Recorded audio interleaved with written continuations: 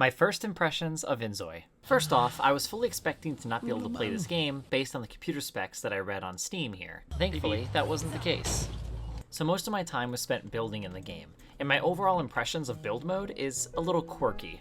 For example, when I was trying to place this roof down, I had a hard time being able to place another roof on top of it. Thankfully, somebody in chat had told me that if you hold down the Alt key, then you're able to place a roof on top of another roof. First fix is allow a roof to be inside of a roof. This also works if you're trying to place another object on top of another object, or even inside of an object.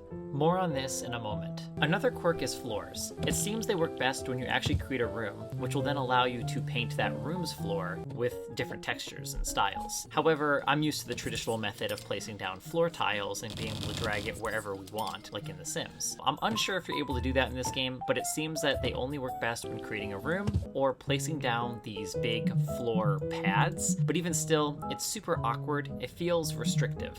Design-wise, I think placing down floor tiles wherever you want is a little bit more user-friendly and just easier to work with.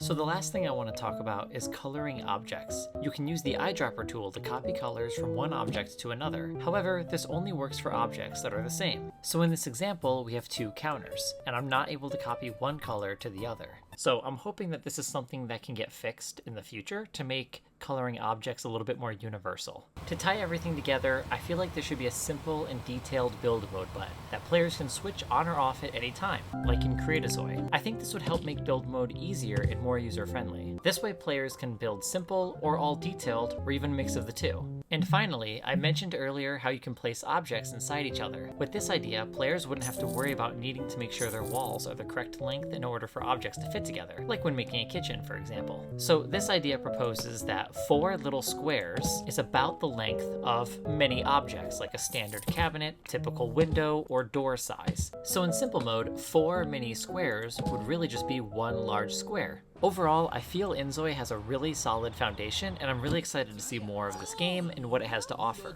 I think with these proposed changes, it can make building feel more rewarding and overall easier to understand. Let me know what you guys think about what we discussed today. Leave a comment and a like if you enjoyed this video. In the next video, I want to go over the gameplay of inZOI, so don't forget to subscribe so you can get notified when that video comes out.